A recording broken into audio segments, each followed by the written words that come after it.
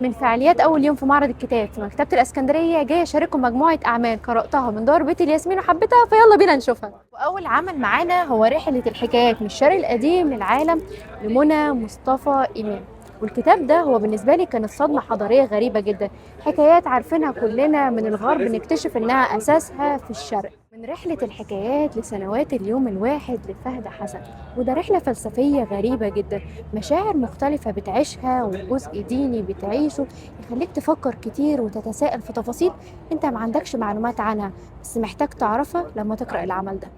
ومن فهد حسن لسارة عبد الحميد وعمارة الخمس بنات، رواية عبارة عن مشاعر بسيطة بتفاصيل مختلفة. لو انت حد لسه بتقرأ عمل لأول مرة فأنا ببقى برشح لك العمل ده، ولو انت حابب تقرأ عمل يغير من مودك فأكيد العمل ده هيكون مناسب ليك. مهارة الخمس بنات لخضراء كالليمون لسلمى سامح شمس الدين، بنت بتقع في حب شخص ما تعرفش منه غير عينيه الخضراء اللي شبه الليمون، تفضل طول فترة غيبوبتها مش فاكرة غير ده، شخص بيطاردها في أحلامها وقع في حبه وبس.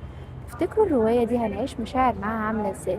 الرومانسية اللي فيها هتوصلنا لإيه؟ لو حابب تبدأ قراية لأول مرة فأكيد برشح لك العمل ده لأنه بسيط وهيوصلك مشاعر حلوة. وبكده أبقى شاركت معاكم مجموعة الأعمال اللي قرأتها الفترة اللي فاتت من بيت الياسمين ولسه مكملين مع بعض.